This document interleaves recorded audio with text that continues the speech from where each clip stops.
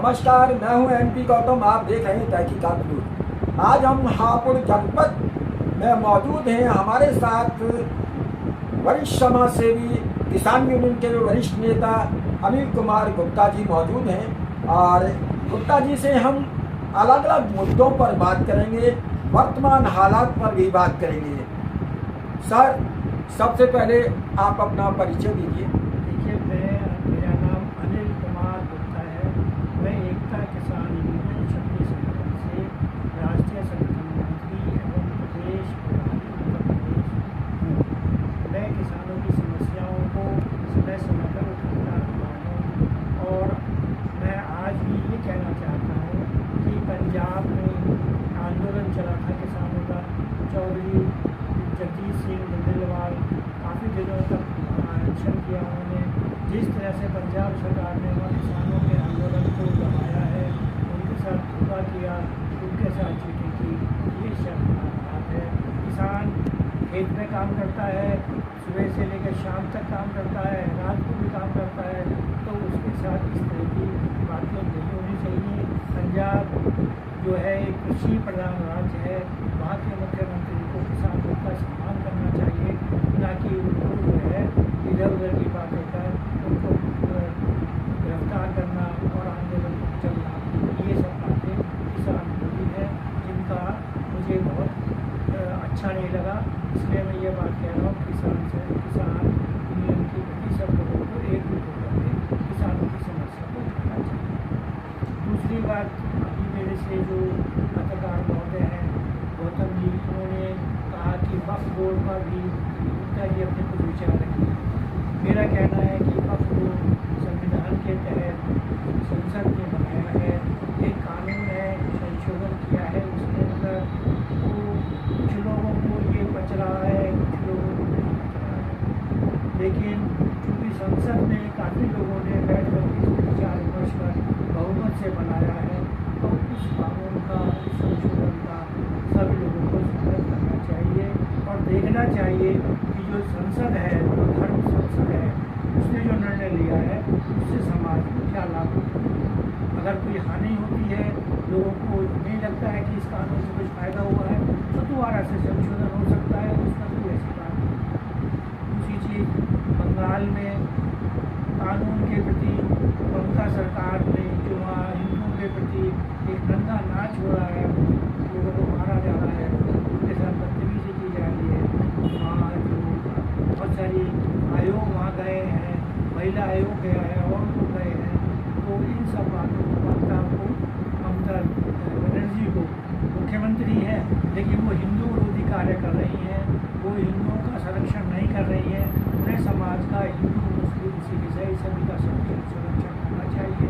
अगर मुसलमान हिंदुओं का विरोध करता है, उनके साथ अत्याचार करता है, तो उनको उसका संरक्षण करना चाहिए, और यदि हिंदू मुसलमानों का अत्याचार करता है तो उन्हें मुसलमानों को भी संरक्षण करना चाहिए। एक कुल मिला करके वो हिंदू विरोधी कार्यों में लगी हुई हैं। हिंदुओं के पलायन हो रहा है, उस पलायन को रोकने की जिम्मेदारी हमारी मुख्यमंत्री की है। यदि वो इसमें सफल नहीं हो रही है तो उन्हें त्यागपत्र दे देना चाहिए। क्यों मुख्यमंत्री बनी हुई है, क्यों समाज में अपनी बेइज्जती करा रही है, क्यों प्रशासन और प्रशासन को नीचा दिखा रही है कि वो कुछ नहीं कर सकता। ये सब बातें हैं। राष्ट्रपति शासन लागू हो जाएगा तो वो कहेंगे ममता जी ने राष्ट्रपति शासन लागू कर दिया। तो ये सारी चीज़ें वहाँ की सरकार को, ममता जी को सोचना चाहिए। मेरा विषय नहीं है कि मैं इस पर टिप्पणी करूँ, क्योंकि मैं भारत का नागरिक हूँ और एक मेरा भी अधिकार बनता है, यदि कोई अत्याचार कहीं है तो मैं उसके विरुद्ध आवाज़ करूँ। अच्छा, ये बताइए कि सरकार ने जो वक्फ बोर्ड कानून लागू किया है, मुसलमान जगह जगह इसमें धरना प्रदर्शन कर रहे हैं, इसका विरोध कर रहे हैं। उनका मानना है कि हमारी ज़मीन ज़बरदस्ती हमसे छीनी जा रही है, वक्फ बोर्ड के अधिकार छीने जा रहे हैं। इस विषय में आप क्या कहना चाहेंगे? देखिए, मुसलमानों के अधिकार जो पहले थे वो आज भी हैं। मुसलमान भारत का नागरिक पहले भी था, आज भी है।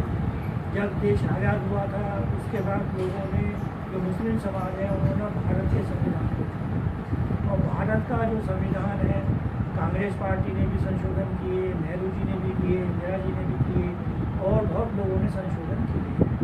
जो संशोधन किए जा रहे हैं वो चूँकि न्यायालय द्वारा उसमें हस्तक्षेप नहीं होता है, संसद के द्वारा बनाए जाते हैं। अब न्यायालय संसद से ऊपर कभी ना तो पहले था, ना आज है और ना कभी होगा। संसद में लोगों ने बैठ के जो निर्णय किए हैं वो सबको मानने चाहिए। यदि उनमें कोई सुझाव है, उसमें और संशोधन हो सकते हैं तो वो संसद के माध्यम से ही होंगे। मुस्लिम समाज को धैर्य रखना चाहिए, हिंदुओं पर उन्हें अत्याचार नहीं करना चाहिए। इसमें हिंदुओं का क्या अपराध है? संसद ने बनाया है, संसद में आप अपनी बात रखिए। अगर आपको लगता है कि मुस्लिम समाज को भी संसद ने हमारे साथ नाइंसाफ़ी की है, मत वो उनको वोट जिन्होंने बनाया उनको वोट मत दीजिए, उनके साथ मत खड़े होइए, तो वो तो उनका अपना अधिकार है। लेकिन हिंदुओं के प्रति अगर वो आक्रोश दिखाते हैं तो ये बहुत ही नाइंसाफ़ी है और ये ऐसा नहीं होना चाहिए। मैं एक आखिरी सवाल और आपसे जानना चाहूँगा कि जैसा कि हमने सुना है और देखा भी है कि आप हमेशा देश हित की बातें करते हैं, समाज हित की बात करते हैं, और जहाँ भी जिसके सामने कोई समस्या होती है आप वहाँ पूछते भी हैं। लेकिन मेरा जो सवाल ये है कि आज इस देश में नफरत की राजनीति का खेल खेला जा रहा है। हम लोगों को कई जगह ये देखने को मिला है कि देश को तोड़ने का काम किया जा रहा है, समाज को तोड़ने का काम किया जा रहा है। तो इस संबंध में आप क्या कहेंगे, क्या संदेश देना चाहेंगे आप?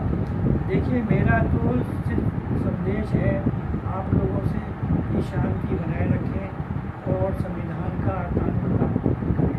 दूसरी चीज़ ये है कि अगर आप संविधान में संशोधन चाहते हैं, संविधान में बदलाव चाहते हैं, तो जिन लोगों ने ये कानून बनाया है वो तो इसमें बदलाव करेंगे।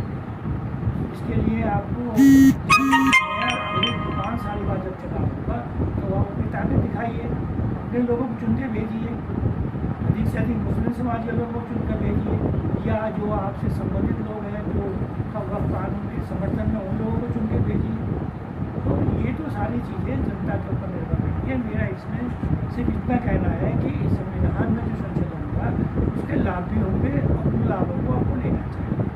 अगर किसी व्यक्ति को ज़बरदस्ती अगर कोई आदमी ये कह रहा है कि मैं वक्फ बोर्ड का आप मेंबर हूँ और ये मेरी ज़मीन है, तो उसका इसे ये जो नया कानून है वो उसके अधिकारों को कम कर रहा है, उसकी जांच करा रहा है कि आपके हैं नहीं है।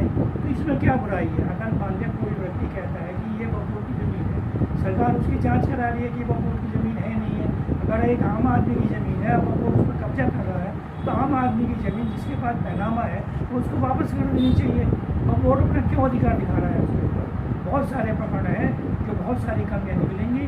कानून का लाभ उठाइए, कानून से लोगों को फ़ायदा होगा और इस कानून का समर्थन करना ही ज़्यादा अच्छा है, क्योंकि ये संविधान जो है संशोधन है, संविधान का है और संसद ने बनाया है। संसद को सभी को मान सम्मान देना चाहिए। न्यायालय है, न्यायालय में जाइए, न्यायालय में अपनी बात रखिए।